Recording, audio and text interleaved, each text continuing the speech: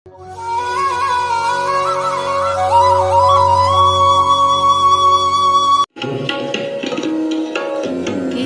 शक्ति हमें देना दाता, मन का विश्वास कमजोर होना। इतनी शक्ति हमें देना दाता, मन का विश्वास कमजोर होना। हम चले नेक रास्ते पे, हमसे भूल कर भी कोई भूल होना। इतनी शक्ति हमें देना दाता, मन का विश्वास कमजोर होना। दूर अज्ञान के हो अंधेरे, तू हमें ज्ञान की रोशनी दे।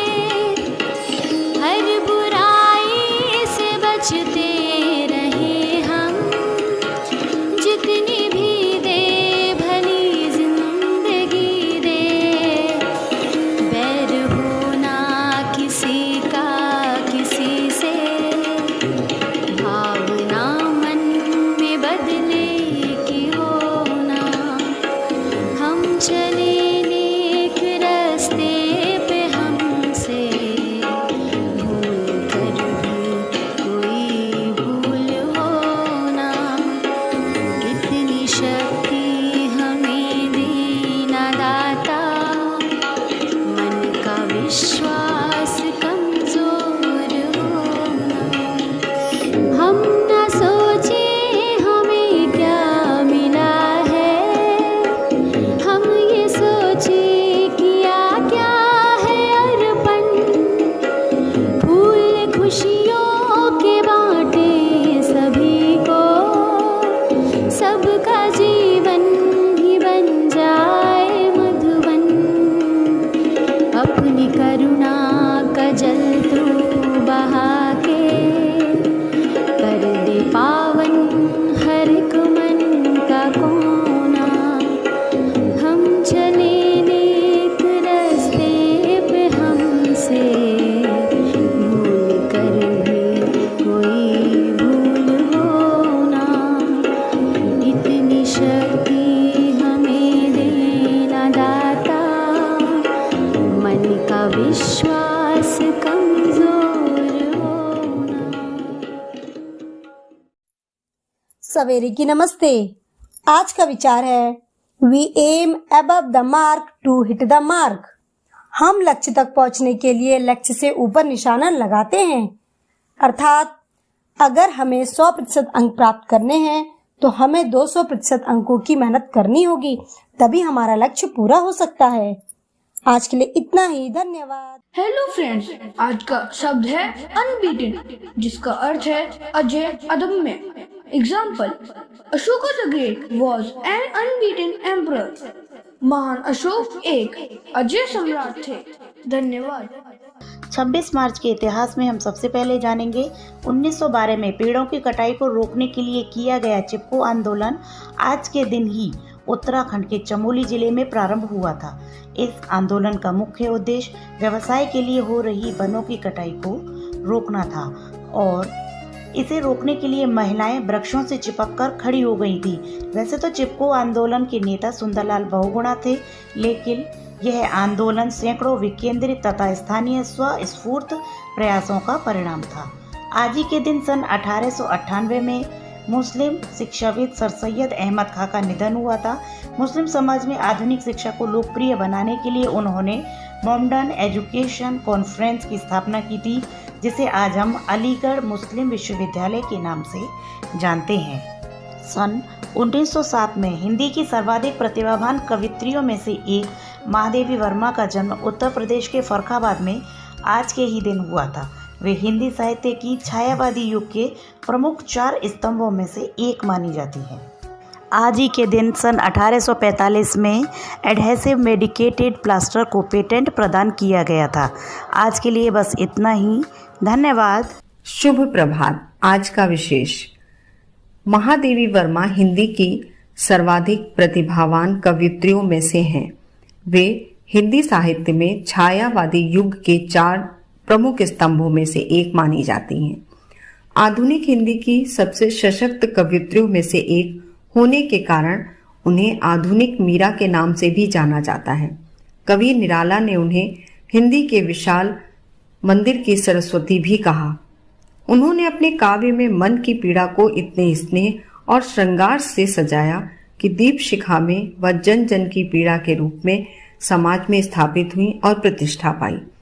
प्रतिभावान कवयित्री और गद्य लेखिका महादेवी वर्मा साहित्य और संगीत में निपुण होने के साथ साथ कुशल चित्रकार और सृजनात्मक अनुवादक भी थी। भारत के साहित्य आकाश में महादेवी वर्मा का नाम ध्रुव तारे की भांति प्रकाशमान है।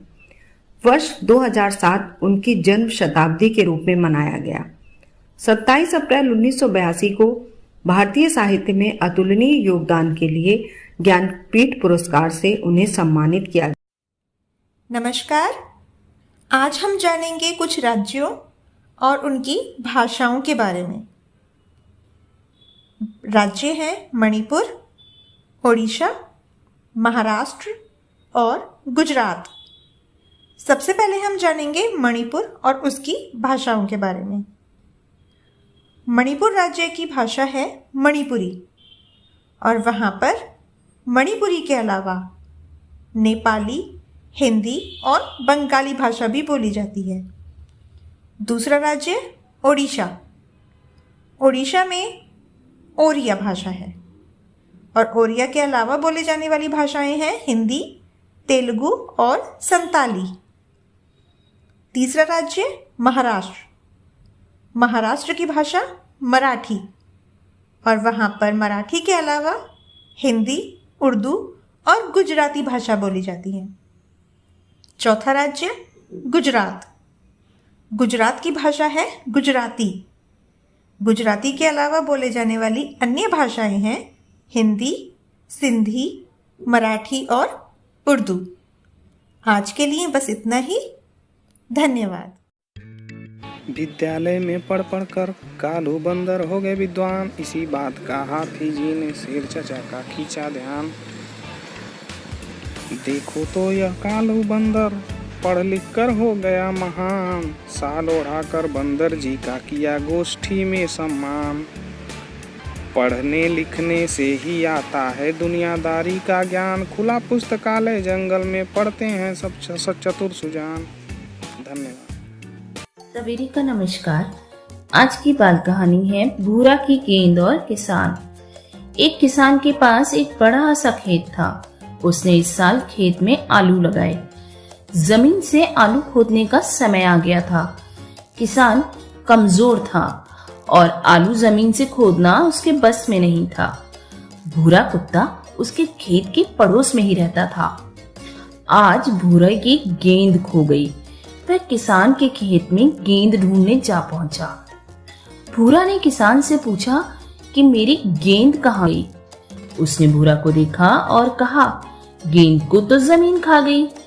अब भूरा ने जमीन को खोदना शुरू कर दिया। जमीन से गोल गोल आलू निकलने लगे। उसने सारा खेत खोद दिया मगर गेंद उसे कहीं भी नहीं मिली। किसान ने चुपचाप गेंद निकाली और मेड़ पर रख दी। भूरा को उसकी गेंद मिल गई और किसान को खेत के आलू। धन्यवाद।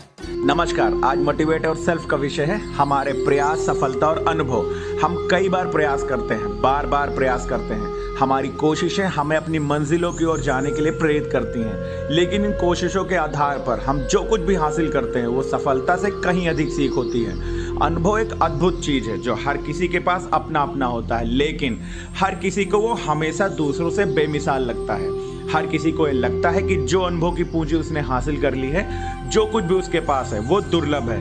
किसी में आईएएस में चुने जाने की सभी योग्यताएं हैं, लेकिन वह उसके बाद भी कहीं नहीं चुने गए। लेकिन क्या इससे उनकी योग्यता कम हो गई जो इस परीक्षा के लिए आवश्यक है? नहीं, क्योंकि सफलता और असफलता का अनुभव से कोई सीधा संबंध नहीं होता।